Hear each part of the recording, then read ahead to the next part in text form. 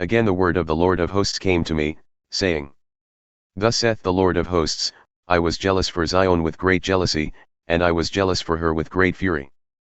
Thus saith the Lord, I am returned unto Zion, and will dwell in the midst of Jerusalem, and Jerusalem shall be called a city of truth, and the mountain of the Lord of hosts, the holy mountain.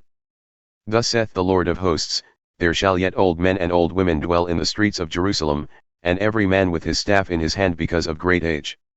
And the streets of the city shall be full of boys and girls playing in the streets thereof. Thus saith the Lord of hosts, if it be marvelous in the eyes of the remnant of this people in these days, should it also be marvelous in mine eyes? Saith the Lord of hosts. Thus saith the Lord of hosts, Behold, I will save my people from the east country and from the west country. And I will bring them, and they shall dwell in the midst of Jerusalem. And they shall be my people, and I will be their God, in truth and in righteousness.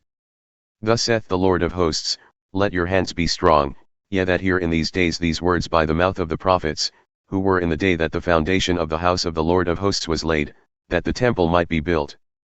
For before these days there was no hire for man nor any hire for beast, neither was there any peace for him that went out or came in because of the affliction, for I set all men, every one, against his neighbor.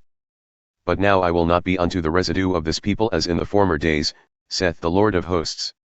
For the seed shall be prosperous, the vine shall give her fruit, and the ground shall give her increase, and the heavens shall give their dew, and I will cause the remnant of this people to possess all these things. And it shall come to pass that as ye were a curse among the heathen, O house of Judah and house of Israel, so will I save you, and ye shall be a blessing.